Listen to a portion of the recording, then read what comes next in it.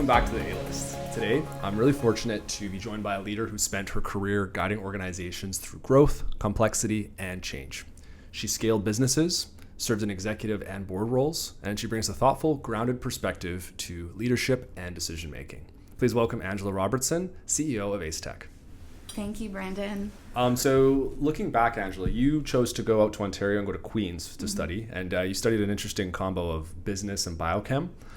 What made you choose that combination, and how do you feel like that path set you up for success? Yeah, it's not the combination that you see every day, and I definitely took a hard path that way. I found myself really stretched between, I was raised by two entrepreneurs. I think that's more common these days, but it wasn't so common then. So I always had this mindset of, I'd love to understand more about business, but then I had just had a deep appreciation for science, technology, and just the geekiness to that. So I didn't want to abandon that in pursuit of business. So I took both degrees simultaneously. It meant that there was a lot on the plate. A lot of my friends were going, there's almost no overlap there. But what's interesting is just the career, reflecting back, that I had as a result gave me so much breadth of experience that, it just makes me want to share that for anyone who's trying to decide what they want to do at university, college, or any other path, there's no right or wrong way to do it, right? You can kind of pick up things as you go. You can try things. Maybe they'll work, maybe they won't. But it's always better to take that leap of faith and try something that maybe you don't see others doing.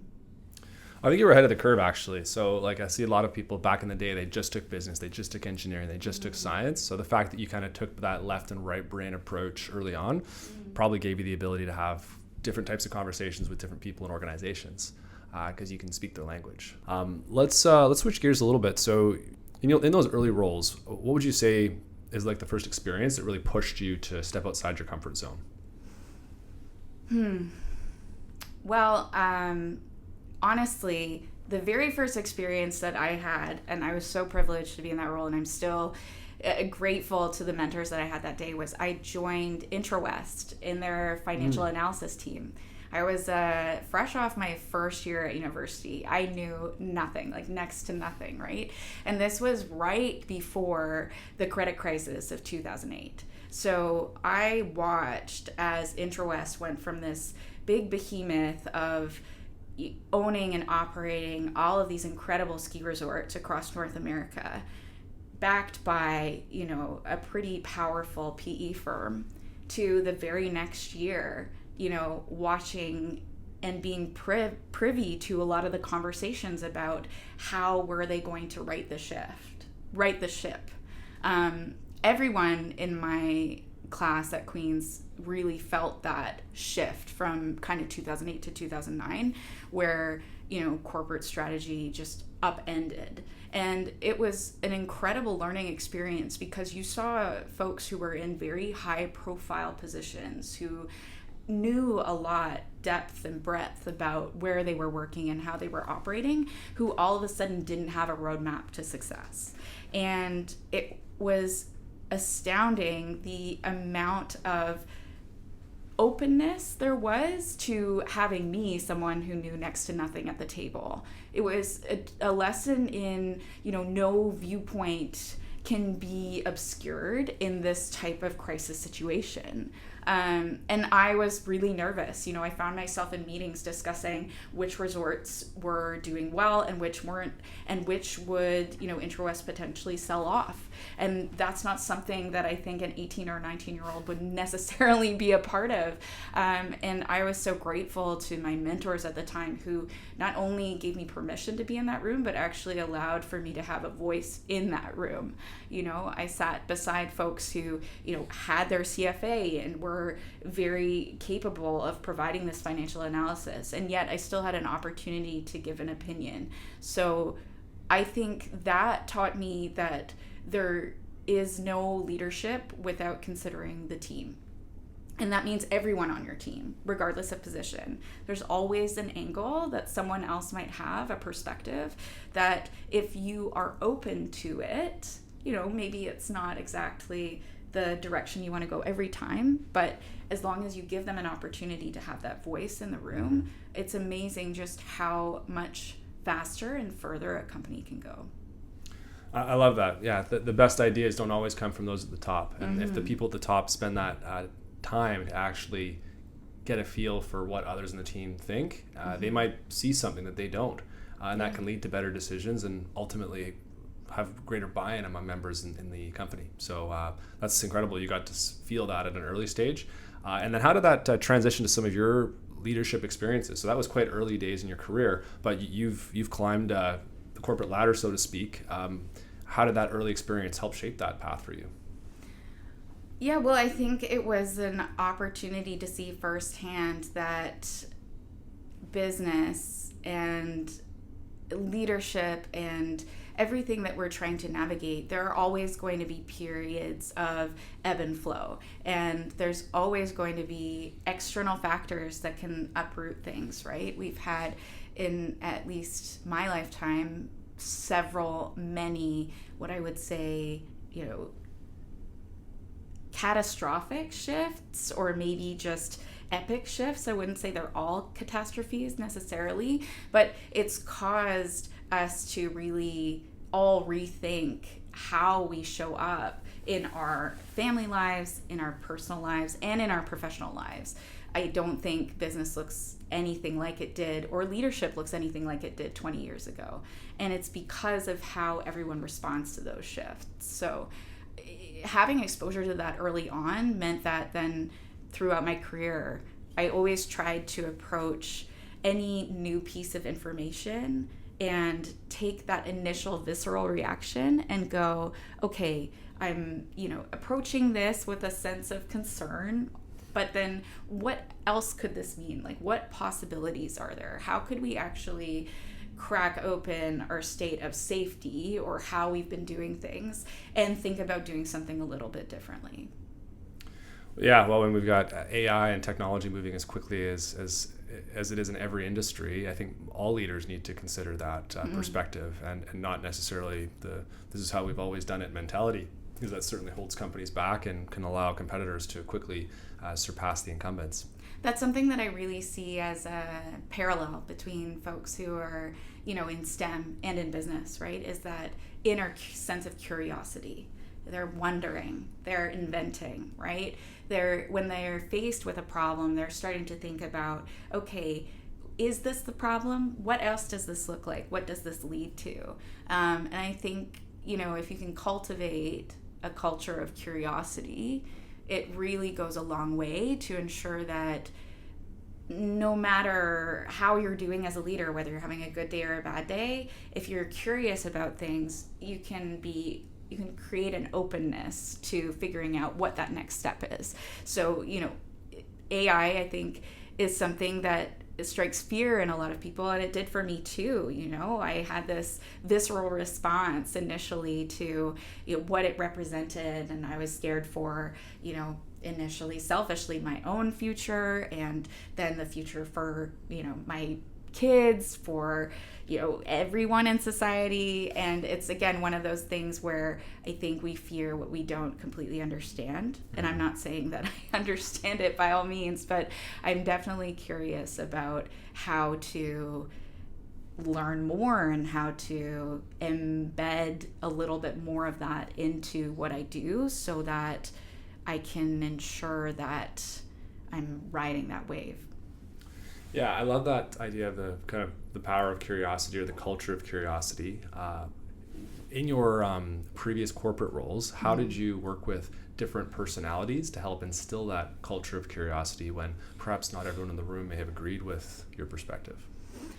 Well, I feel really fortunate in terms of the bulk of my career after Queen's was with a medtech company, and the founder was my father, and he had this culture of curiosity that he had already embedded within the organization. And so coming in, I really just wanted to learn from everyone. So I worked in every department. I worked in R&D, in finance, in sales, and customer service, and just tried to get to know, what is everyone up against? What are they dealing with? What are their concerns? What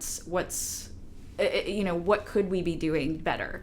And I think just asking all of those questions meant that everyone felt like they could be heard and seen and recognized. And I do see that that's easier to do in a smaller business, but it's not impossible to do in bigger businesses as well, right? I mean, we have so many ways to collaborate. And I think coming through COVID, learning how to collaborate with remote teams, it's just a muscle that folks need to continue to have, not assuming that you always have the answer, not assuming that your perspective is the only one, even if it's in your domain, right? Going around and asking folks, well, why is this done this way? Or what if we did it differently? And more than anything, I find you learn so much from the market, right? And from your customer base, what are they living every day, right? How do you get curious about who they are and what they're doing? And I think the more that I brought and my team members brought real stories from out in the world, like I went and talked to this prosthetist or this orthotist and they had this problem. And when we could translate that back to the team, immediately they start to see not only the connection to what they're doing every day and how that makes an impact in the real world, but they start to go, I never really thought that they would use this product that way, or I never really thought that it challenges that perspective, right? And it ignites that curiosity, I think, without needing to try and shift their own initial approach. You're providing that evidence to give them the confidence that they can be curious about things, and that the way they design something might not be the way that it's used. Yeah, that makes sense. You're sort of leading by example and providing evidence to why it's a good strategy. Now, has there ever been a time where perhaps a member of your team has suggested an idea, you've pursued it as a team, it hasn't worked out, and so where the curiosity has kind of backfired in a way? Oh gosh, yeah, all the time, right? I mean, that's isn't it Alex Osterwalder who talks about, trying to find 1,000 failures as fast as possible, right? If you can fail that many times, your chance of success is just going to be that much greater. And I think oftentimes we are so afraid to fail because it sounds costly. It sounds like we're going to lose time and energy, and we're going to make these catastrophic mistakes. But when we fail, we find ways to succeed faster. So, countless times we tried things and they didn't work, right? Countless times we would chase a nugget of information that came from, a certain market. Where we were in, more than 40 countries around the world. So you would have a strong voice from a certain market. You'd follow that and go, okay, this is the answer. And then all of a sudden find out that, yes, that might have worked in a clinical approach in this market, but there's something else. There's another perspective that you haven't found. So yeah, that's not a super specific answer if you're looking for a particular story. I mean, one of the ones that I go to often is we were trying to put together a new tool for our software. And I had gone to Spain to talk to a clinician about, how they actually use the software. We had a product for designing custom prosthetics and orthotics. So these are artisans, right? These prosthetists and orthotists, they work with their hands. They assess the patient with their hands. They create their molds with their hands. Everything is done from hand. And so this partner wanted us to design something that would be like a tool to facilitate that transition of hand to mouse, right? Moving from tactile to moving to software. And, I came back and I talked to our R&D team about this tool, and they went, but that's crazy. Because how are you going to create these efficiencies, right? The whole idea is let's make this process faster, less hands-on, more measurable, so we can drive the better patient outcomes. And both sides were right, because the artisans still needed a pathway to have that feel. There's that human element of seeing a patient. Having that translate into the software, that's a step that's challenging for them if they've never worked that way before. And then from our software engineers side, of course, having that manual intervention is not going to create a repeatable process, right? So that particular feature inside the software got worked back and forth so much, and in the end it never really took off. It was released in a version of our software and it wasn't that heavily used, but the important part of that story is that it meant that both the partner and our team were starting to think about these applications in a way that they hadn't thought about it before. So it really changed how we had conversations about, are we doing the right thing for the patients, for our market at the end of the day? Yeah, well, it's an interesting story. And I think that any businesses that have a combination of hardware and software, it's a consistent problem. So, but the fact that you spent the time to explore, and is this something we can do?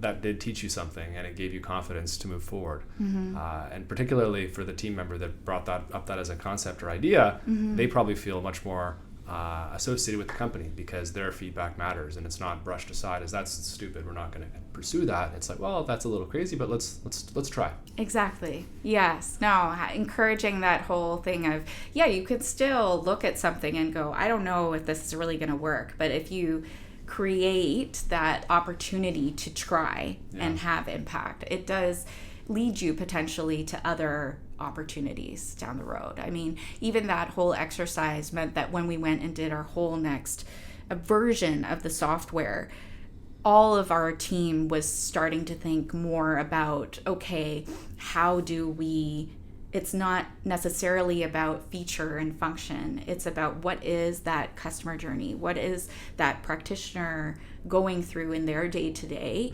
And how could we address some of those concerns, some of those challenges in order to embed this into their daily life?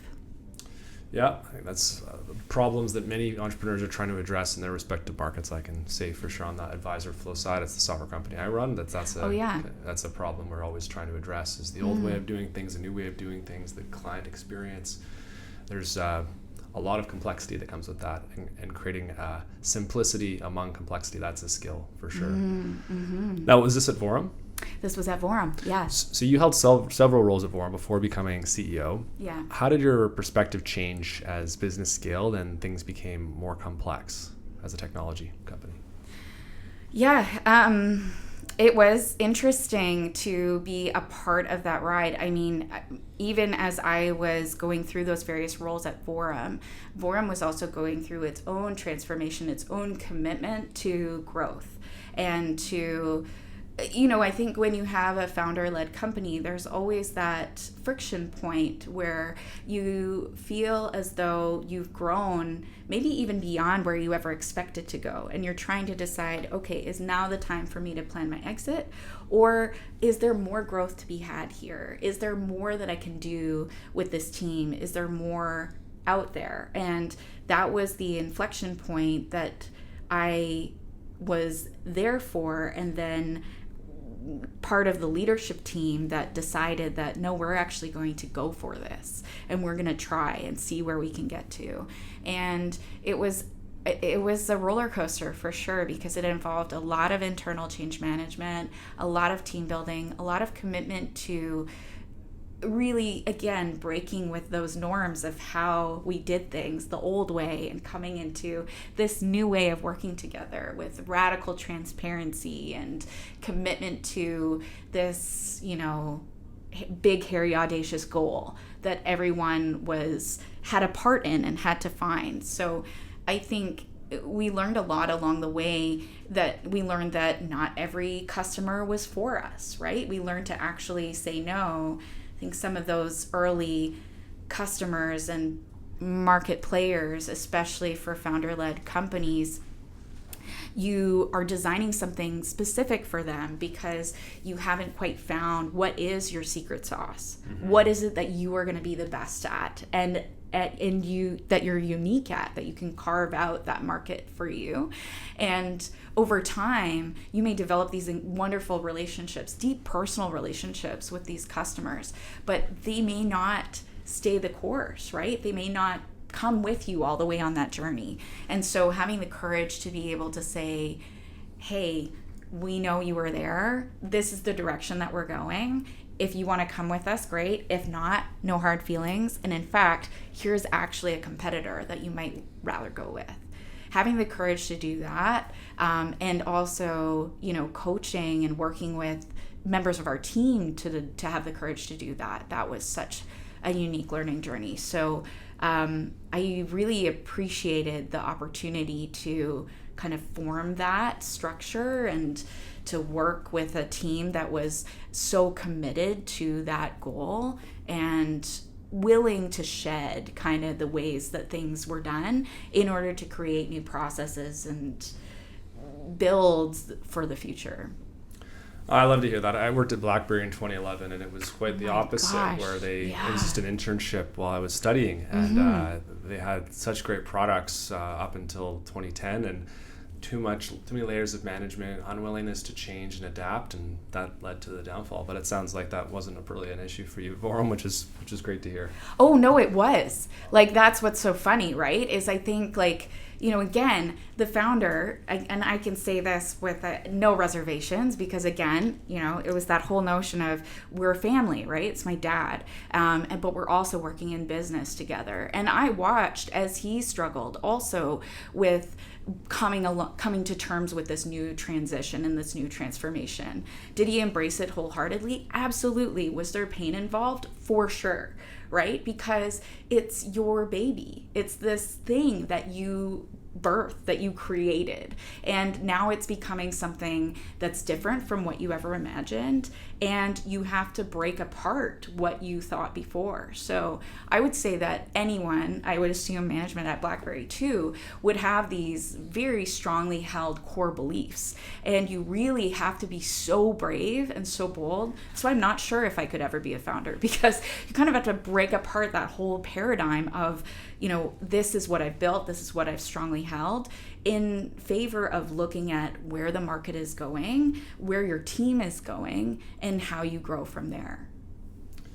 Wow, super interesting. Yeah, so like at our firm, we do help with some business family transition, and hearing you share the challenges that your business and family faced is super interesting, because in Canada right now, there's many businesses going through transition, and it's a challenge for the younger generation to deal with ego, legacy technology, legacy decisions that sometimes the original founding team isn't necessarily okay to change or get rid of.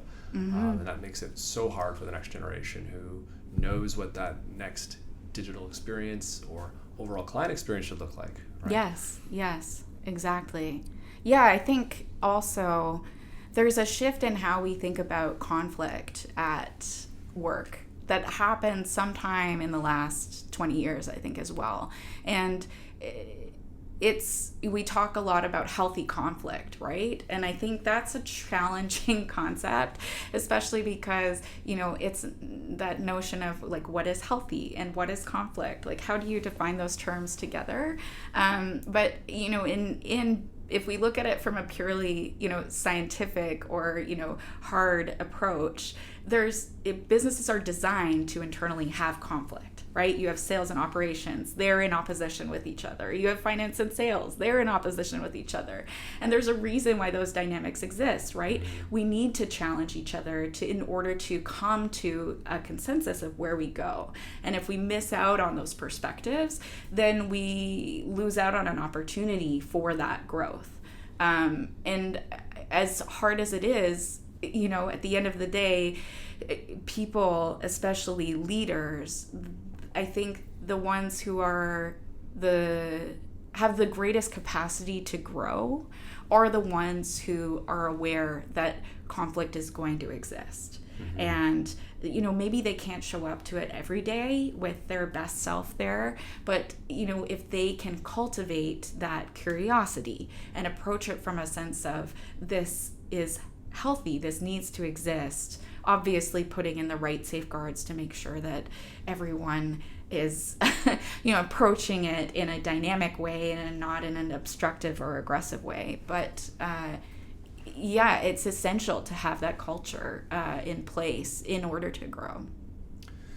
And I think that sort of Silicon Valley mantra of move fast and break things isn't always the right approach in sort of legacy industries where there's a ton of value in the way things were done previously. You don't always need to completely start from scratch in order to create something meaningful and successful long term. Oh, 100%. That's such a good point, Brandon. Like, I think sometimes when we think about change and that whole notion of breaking things, it's breaking everything, but it isn't. It's breaking some things, right? There's a lot of good. It's that notion of what got us here isn't necessarily going to get us there, but it did get us here. So there's always value in figuring out what was it that got us here and how much of that is still relevant and where we're going.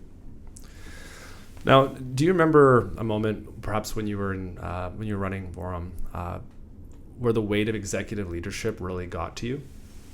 Anything you're comfortable to share? Yeah, no. I mean, many times, many times, we went through some seriously challenging events. I think one of the times in particular was when you're preparing a company to sell, you have to be building alongside the sale process. And I think oftentimes folks diminish how challenging that is, right? You're essentially living these parallel lives. You're living the life that's required to do the due diligence and work on the sales side of the business and have all of those conversations with potential buyers. But all the while, you have to be building and growing just as you were before. And you haven't added any resources to the team to be able to do that. If anything, you're trying to do that as lean as possible to ensure that you are providing as much value to that ultimate sale. And also, the best businesses are still wanting to make sure that the value for the market and for the customer and for their own employees is there just as it was before. So to me, that was the most challenging part of, I think, being in an executive role was kind of knowing where we were going, having that radical transparency as a team, and yet not being able to talk about this big weight on my shoulders and on the shoulders of a few of the other executive team members who were privy to the details of what was going on. Not to mention, eventually we ended up selling to an international buyer, a French company. And so all of our negotiations were happening in French. So it also felt like this almost out-of-body experience, working in my second language, working with this group and having this kind of double life. And how do you reconcile that? I found myself, even with my own partner at home, with my husband, trying to figure out, who am I in all of this? What is my role? What am I as a leader? Because we were very much in transition. And I think that's something that it doesn't matter if you're in a leadership role now or if you aspire to be in a leadership role, having that self-reflection through those points of transition is really healthy and important. I know I didn't do enough of that in my career, of stopping to figure out, like, who am I in all of this? And recognizing that you as a person, you exist outside of what you're doing for work, right? Yes, it's a part of you and it's a part of what you're building and it's a part of your life, but you are you. So what does this mean about you? Is this still aligned with where you want to go? And I think especially in times of transition or where you have a lot on your plate, it's hard to justify taking the time to do that, but it's so important. Well, sometimes we're so focused on objectives and KPIs that you're right. Sometimes we lose sight of, well, why am I doing what I'm doing and what's my role in this? Mm-hmm. So during that transition phase or sale, there may have been competing priorities between your groups that you mentioned, the acquisition folks, the employees, and your customers. How do you balance the needs and wants to sort of keep everybody happy during a time like that? Oh, you don't. First off, you're chasing that happiness, the keeping people happy. Gosh, that is a death sentence for sure, right? We know that, there's trade-offs no matter what we do. I'm learning that lesson all over again now that I have a daughter. I'm constantly balancing, the trade-off of coming to work and performing at work and being home with her, right? And that's something that I think becomes super present when you become a parent. But at any time in your business journey or in your professional development journey or even personal life, you're thinking about what, just like in business, what do I have to potentially break to get to where I want to be? What kind of norms have I formed throughout my own journey to get to? Do I need to maybe reassess those to figure out where I want to be or where I'm going? I think in that sense, it's interesting. I almost found it most challenging at home in home life because, again, you mentioned that notion of the transition with family business and legacy and all of that. At home, very close-knit family, myself, my siblings, my mom and dad, and there were things that we just couldn't talk about for legal reasons at the dinner table, and we had to pull those topics off the table. That was really challenging to do. And then you start to think about, okay, well, this is my capacity to deliver in this space. This is my capacity to deliver in this space. And it's kind of boring, but if you do set those expectations, if you set those boundaries, even with your customers, right? You level set on, hey, we didn't get this done. Things didn't come together as we thought, but this is our new expectation. This is what we can get to you. People really value that vulnerability and that, that whole, over promise, under deliver. It's more so about, do what it is that you say. And if you don't get there, then be okay to say we didn't do it and own up to it and, take that next step, because we're all going to make mistakes and fail along the way. We just have to be honest about it.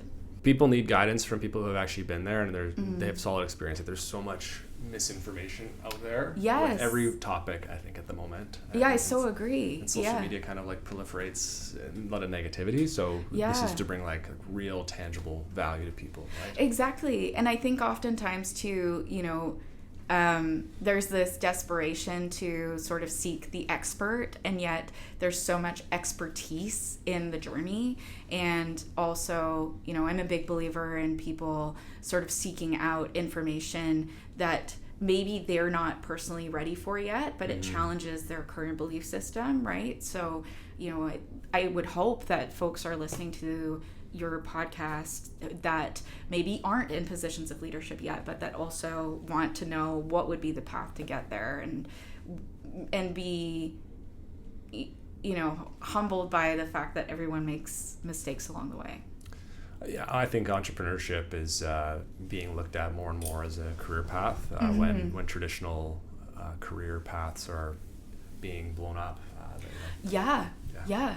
Well, it's so funny you say that, because I think even you go back a generation before us, I remember, when I told my parents that I was going to go into business, they were really disappointed with me, because when they went to school, business was viewed as the track you went if you didn't do that well at school, right? That was the perspective then. It's so amazing how things shift over time. And, I think now, and at any point, right? It's really about, what is it that drives you? What are you excited about? And how can you learn more about that in whatever way you go about it, whether it's practical skills or, traditional institutional knowledge or some combination of the two. There's so many ways to learn and to find things out in the world. It's just a matter of, reaching for it.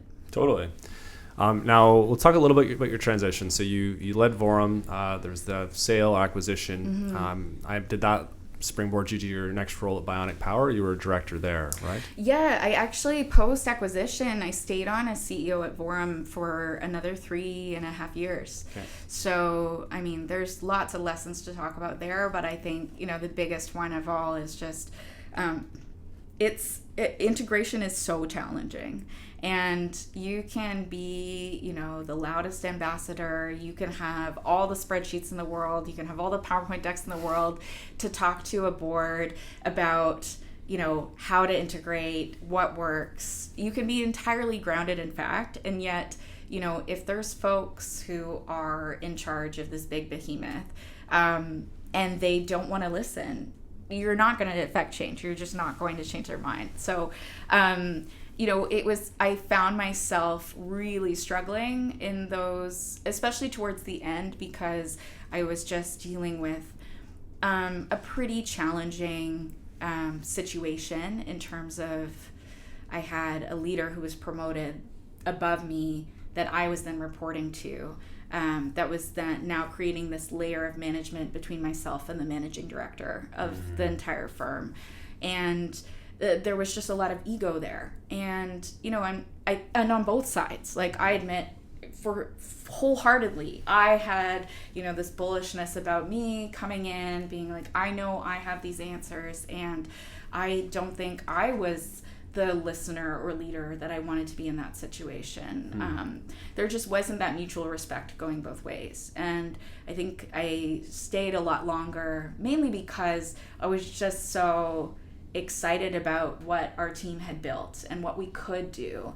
But, there comes a certain point where, if your fire is not being lit from within, it does not matter, how many good things you have going. If that isn't internally there, that's something to really tap into and figure out and go, okay, maybe it's time to make a change.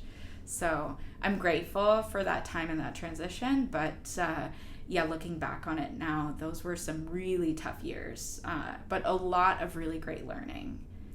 Yeah, it sounds like you weren't maybe jumping out of bed to get to work for a while there. Oh gosh. But I mean, I was, because I loved the team and I loved the work, but it was those, every Friday morning at 7 a.m, I would have a call with France. And I was dreading those calls. And it wasn't necessarily because we weren't performing. We were. It was just that I knew it was going to be this headbutting and we weren't going to get anywhere. And if there's one thing that really bothers me, it's, that spinning wheel, that spinning wheel on your Mac that's just there. Yeah. When you feel like it's fine if there's disagreement, but if there's never going to be any forward momentum, that just, I can't be a part of that.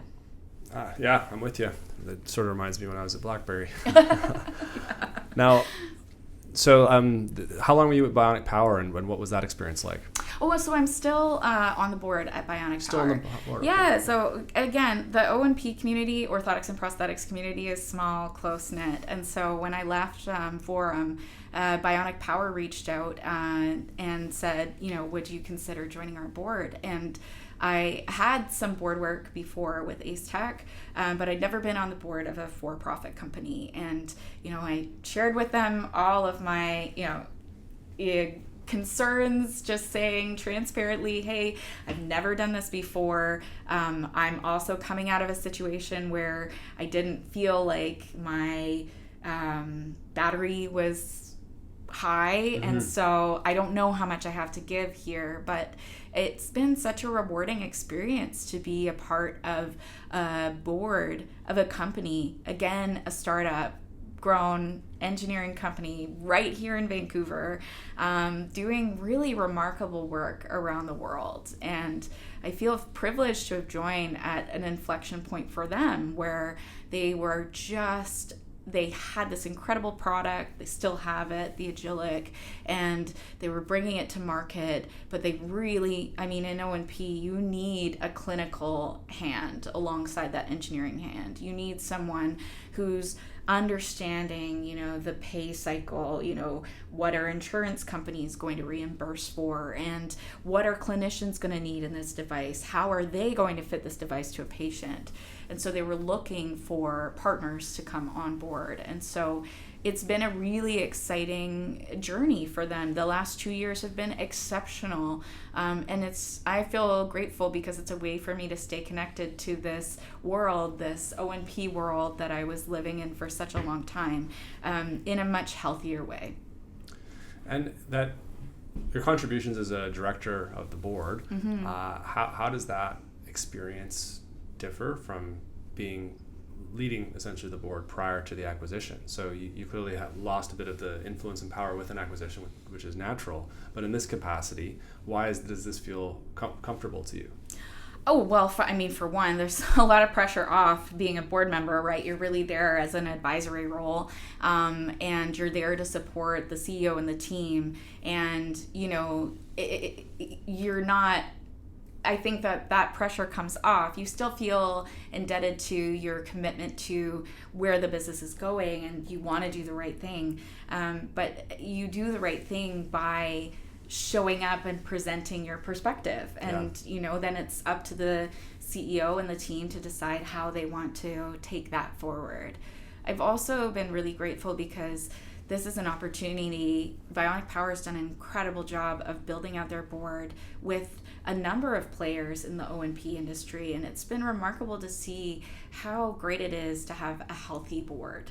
A board that is really there, they understand their mandate, there's good governance, they truly want what's best for the CEO, the team. Being a part of that, having been on the other side with an extraordinarily unhealthy board dynamic, unhealthy governance structure post-acquisition, it was a breath of fresh air. It reminded me that, okay, that's not the only way that these things go. There can be these truly uplifting and opportunistic boards, but I don't mean that in the negative way. I mean that in the sense that they see the path for growth and they genuinely want to get there, and they see the value exchange. I think there's a lot to take away from that, right? Sometimes it feels like maybe you're banging your head against the wall because you don't have the team or the support around you to affect change. And when you have that fire inside you and you really want to influence the future, that's maybe how it's time to move on to something different. And I think being a CEO or a founder is incredibly lonely, right? Yeah. If you don't have a board, sometimes even if you do have a board, it's lonely, right? Because at the end of the day, yes, you build this team around you, you build this leadership team that's supporting the broader team, and there's still certain things that are uniquely on your plate. Yeah. And even your, husband or wife at home is not going to, they don't live in your shoes every day. And the board, yes, they're invested, but they also are not living what you're living every day. So I think I have a new perspective through all of these experiences around how to support yourself as a founder or CEO. And that's, if you can surround yourself with peers that can support you along the way, even if they haven't had the exact same journey that you have, you've got to have a way to talk about what you're going through. Yeah, well, and that's a good transition. So you've been at the helm of Acetech as of late, and you're doing a lot of great work there. And I've been a member of Acetech and seen the value of the roundtable of sharing with peers. So pretty cool that not only are you doing that with the companies you're associated with, but all the companies within the BC ecosystem. How has that experience been going? Well, Acetech has been around for 33 years. It's interesting, right?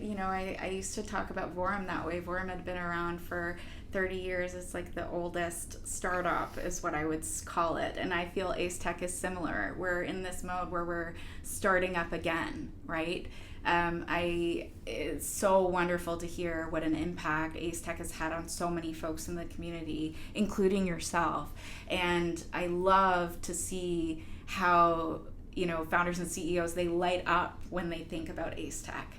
That's a true testament to the impact that it has, right? Because what we try and do is just, make people a little lighter, in their day, in their lives. And specifically, I think for tech founders and CEOs, especially now with all of the, buzz around AI and the challenging market dynamics and whatever is going on south of the border, it's this constant state of hypervigilance and feeling like you're having to go out and learn more, learn at a faster pace, do more, send more emails. Everything is more. Mm-hmm. And I think it's so important that you carve time to really ensure that you're taking care of yourself. And the best way to do that is in a way where you can socialize what you're going through with folks that are going through the same thing.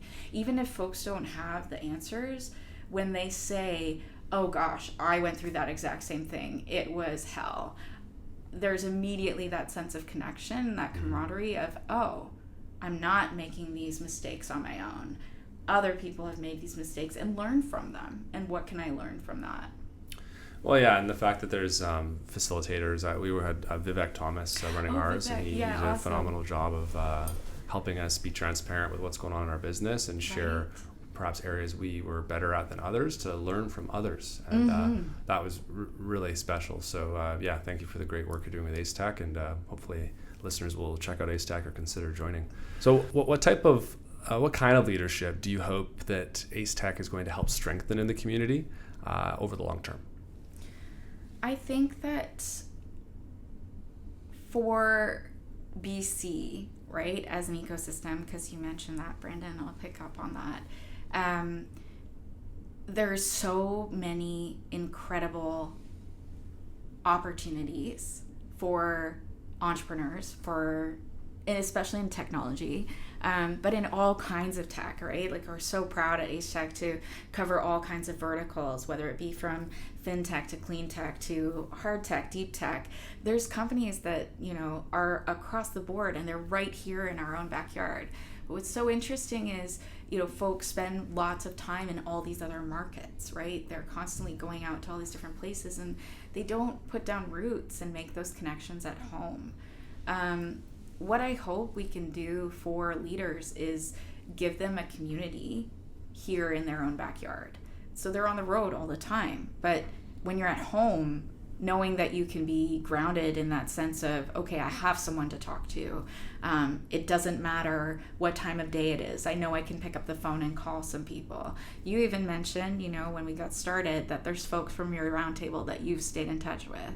That's what I hope Acetech can do for the community. I hope it can build the types of leaders who are vulnerable enough to share openly with their peers what they're going through, to the point where you build those connections that stay on well past whatever company you're a part of, right? Maybe it's your current company, maybe you have 3 exits down the road, and you're still, having those conversations and forming those bonds. I think, like you said earlier, entrepreneurship is absolutely on the rise, and it's a chosen career path, and the community that you find is not necessarily going to be in your boardroom or within the walls of your office. It could be there, but the folks that are going to challenge you and look after you, they might be just down the street, but you won't know them until you figure out what community is right for you.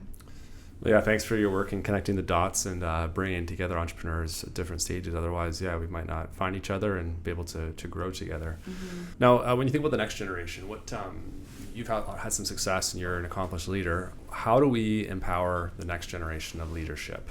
So clearly there's some work with Acetech, but for listeners that are running their own companies, what can we be doing better? That's a big question. I think that, again, just kind of circling back to where we were at the start of the conversation,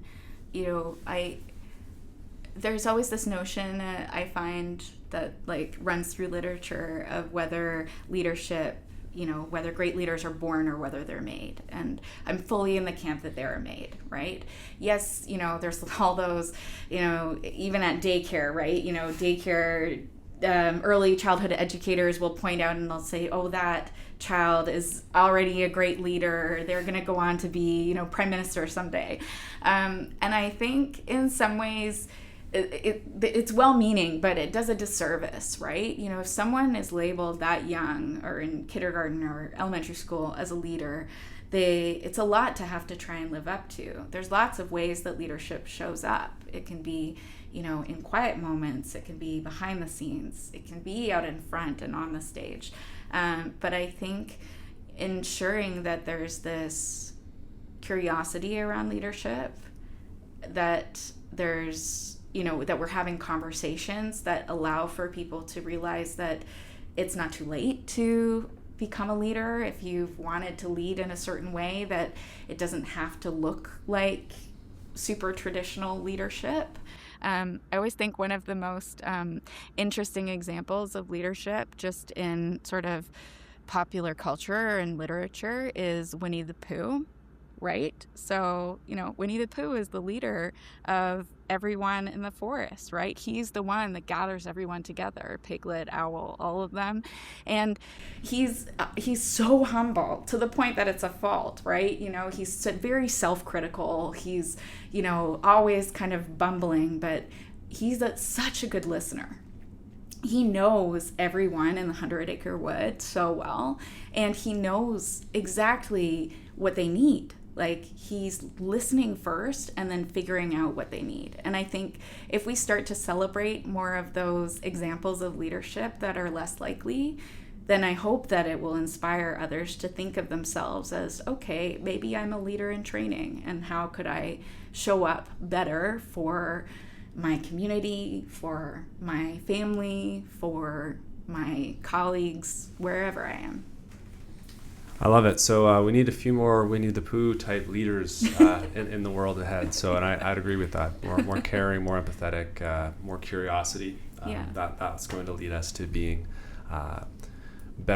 more present for the next generation and help them feel more included in decision making and in the economic process. Mm. So we asked this question as a final question for all guests. If you were to give your younger self one piece of advice, say back before the Queen's time, what would you say?